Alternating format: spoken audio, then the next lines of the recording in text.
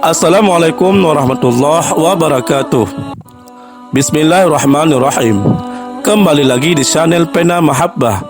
Pada kesempatan kali ini kita akan mengisahkan Mus'ab bin Umair, pemuda tampan dan kaya raya yang membeli akhirat. Di zaman Nabi Muhammad SAW ada seorang pemuda yang tampan dan kaya raya. Pemuda tersebut adalah Mus'ab bin Umair. Ia dilahirkan di masa jahiliyah 14 tahun setelah kelahiran Nabi Muhammad SAW. Dukungkanlah dakwah kami ini dengan cara like, komen dan berlangganan, serta bagikanlah dakwah kami ini agar bermanfaat bagi yang lainnya. Semoga Allah Mus'ab lahir dan dibesarkan dalam kesenangan dan tumbuh dalam lingkungannya. Mungkin tak seorang pun di antara anak-anak muda Mekah yang beruntung dimanjakan oleh kedua orang tuanya sebagaimana yang dialami Mus'ab bin Umair.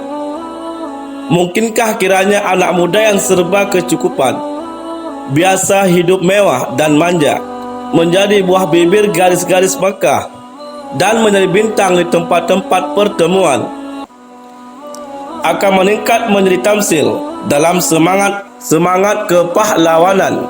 Suatu hari, anak muda ini mendengar berita yang telah tersebar luas di kalangan warga Makkah mengenai Muhammad Al-Amin, yang mengatakan dirinya telah diutus Allah sebagai pembawa berita suka maupun duka, sebagai da'i yang mengajak umat beribadah kepada Allah yang Maha Esa.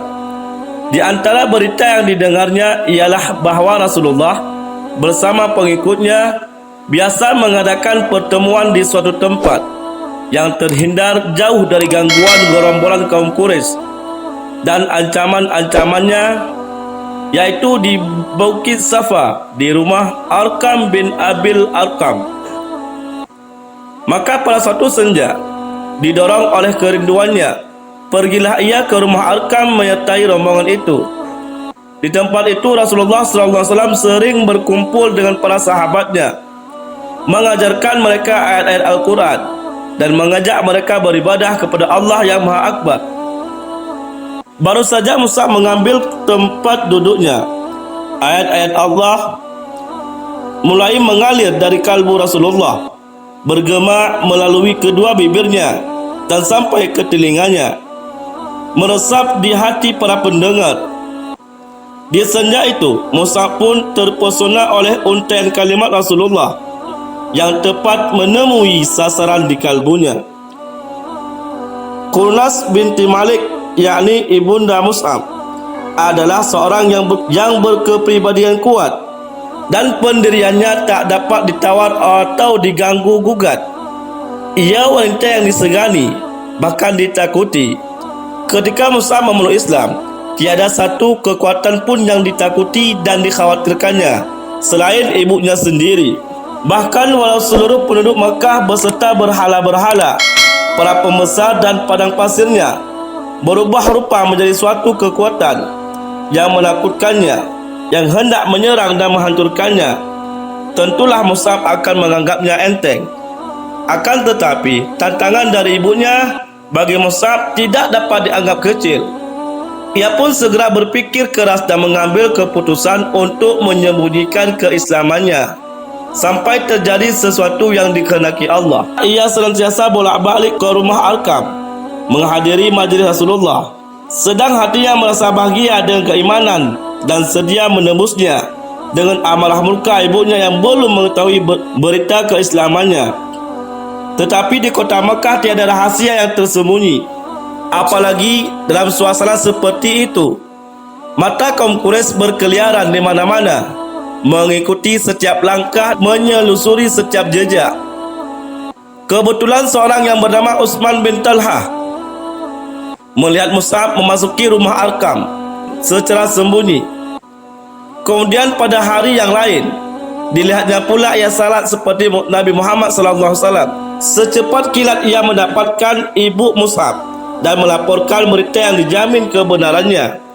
Berdirilah Mus'ab di hadapan ibu dan keluarganya serta para pembesar Makkah yang berkumpul di rumahnya dengan hati yang yakin dan pasti dibacakan ayat-ayat Al-Quran yang disampaikan Rasulullah untuk mencuci hati nurani mereka, mengisi dengan hikmah dan kemuliaan, kejujuran dan ketakwaan. Ketika sang ibu hendak membungkam mulut putranya dengan tamparan keras, tiba-tiba tangan yang terulur sebagai anak panah itu surut dan jatuh terkulai. Ketika melihat cahaya yang membuat wajah putra yang berseri cemerlang itu kian berwibawa karena rasa keibuannya, Ibunda Mus'ab tak jadi menyakiti putranya. Dibawalah putranya itu ke satu tempat terpencil di rumahnya, lalu dikurung dan dipenjarakannya dengan rapat. Demikianlah beberapa lama Mus'ab tinggal dalam kurungan, sampai saat beberapa orang muslimin hijrah ke Habasyah. Mendengar berita hijrah ini, Mus'ab pun mencari muslihat dan berhasil mengelabui ibunya dan penjaga-penjaganya. Lalu ia pergi ke Basyah melindungi dirinya. Ia tinggal di sana bersama saudara-saudaranya kaum muslimin, lalu pulang ke Makkah. Kemudian ia pergi lagi hijrah kedua kalinya bersama para sahabat atas titah Rasulullah dan karena taat kepadanya. Pada suatu hari, ia tampil di hadapan beberapa orang muslimin yang sedang duduk di sekeliling Rasulullah. Demi memandang Mus'ab, mereka menundukkan kepala dan memejamkan matanya. Sementara beberapa orang matanya basah karena duka. Mereka melihat Mus'ab memakai jubah usang yang bertambal-tambal, padahal belum lagi hilang dari ingatan mereka. Pakaiannya sebelum masuk Islam tak ubahnya bagaikan kembang di taman, berwarna-warni dan menghamburkan bau yang sangat wangi. Adapun Rasulullah menatapnya dengan pandangan penuh arti, disertai cinta dan kasih sayang dalam hatinya. Pada kedua bibirnya tersungging senyuman mulia, seraya berkata, "Dahulu aku lihat Mus'ab ini tak ada yang mengimbangi dalam memperoleh kesenangan dari orang tuanya. Kemudian ditinggalkannya semua itu demi cinta kepada Allah dan Rasulnya. Suatu saat Mus'ab dipilih Rasulullah untuk melakukan suatu tugas maha penting saat itu. Ia menjadi duta atau utusan Rasul ke Madinah untuk mengajarkan agama Islam kepada orang-orang Ansar yang telah beriman dan berbaiat kepada Rasulullah SAW di Bukit Aqabah. Di samping itu, ia juga mempersiapkan kota Madinah untuk menyambut hijrah Rasulullah sebagai peristiwa besar. Sebenarnya di kalangan sahabat ketika itu masih banyak yang lebih tua, lebih berpengaruh dan lebih dekat hubungan kekeluargaannya dengan Rasulullah daripada Mus'ab. Tetapi Rasulullah menjatuhkan pilihannya kepada Mus'ab dan bukan tidak menyadari sepenuhnya. Bahkan beliau telah memikul tugas amat penting ke atas pundak pemuda itu dan menyerahkan kepadanya tanggung jawab nasib agama Islam di kota Madinah. Mus'ab memikul amanat itu dengan bekal karunia Allah kepadanya, berupa pikiran yang cerdas dan budi pekerti yang luhur.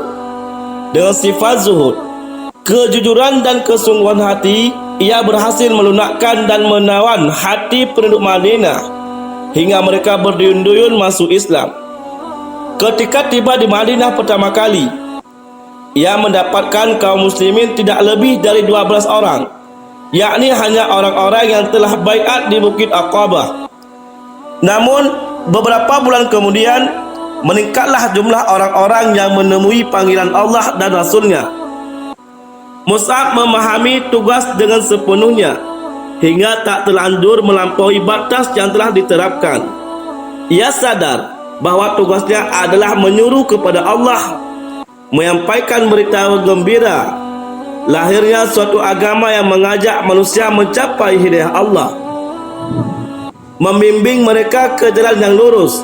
Akhlaknya mengikuti pola hidup Rasulullah SAW yang diimaninya, yang mengemban kewajiban hanya menyampaikan belaka. Demikianlah duta Rasulullah yang pertama itu telah mencapai hasil gemilang yang tiada taranya, suatu keberhasilan yang memang wajar dan layak diperolehnya. Dalam perang Uhud, Mus'ab bin Umair adalah salah seorang pahlawan dan pembawa bendera perang.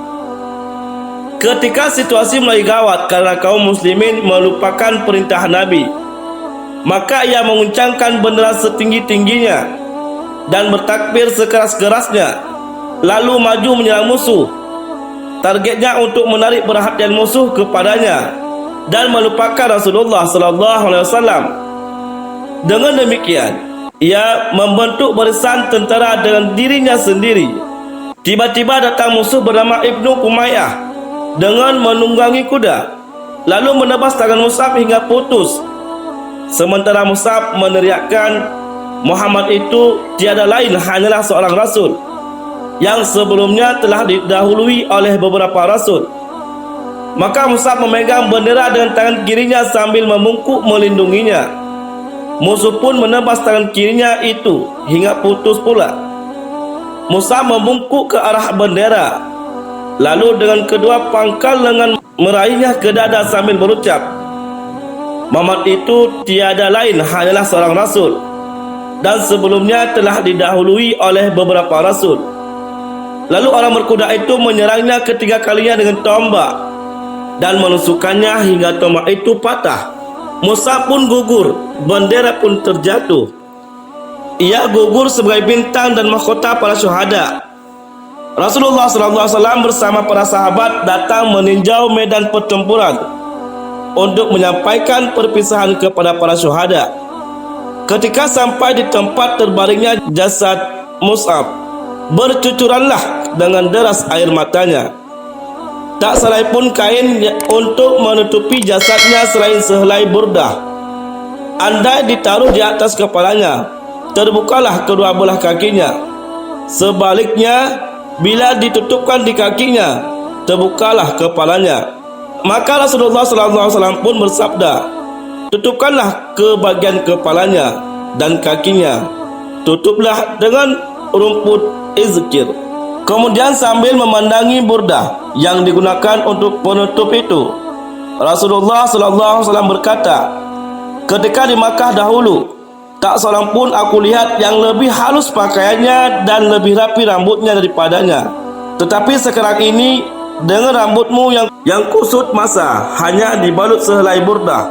Setelah melayangkan pandang ke arah medan laga serta para syuhada, kawan-kawan Mus'ab yang tergeletak di atasnya, Rasulullah berseru, sungguh Rasulullah akan menjadi saksi nanti di hari akhirat bahwa kalian semua adalah syuhada di sisi Allah. Kemudian sambil berpaling ke arah sahabat yang masih hidup, Rasulullah bersabda, hai manusia, berziarahlah dengan berkunjung kepada mereka serta ucapkanlah salam. Demi Allah yang menguasai nyawaku, tak seorang pun muslim sampai hari kiamat yang memberi salam kepada mereka, pasti mereka akan membalasnya. Wallahu a'lam bishawab. Wassalamualaikum warahmatullahi wabarakatuh.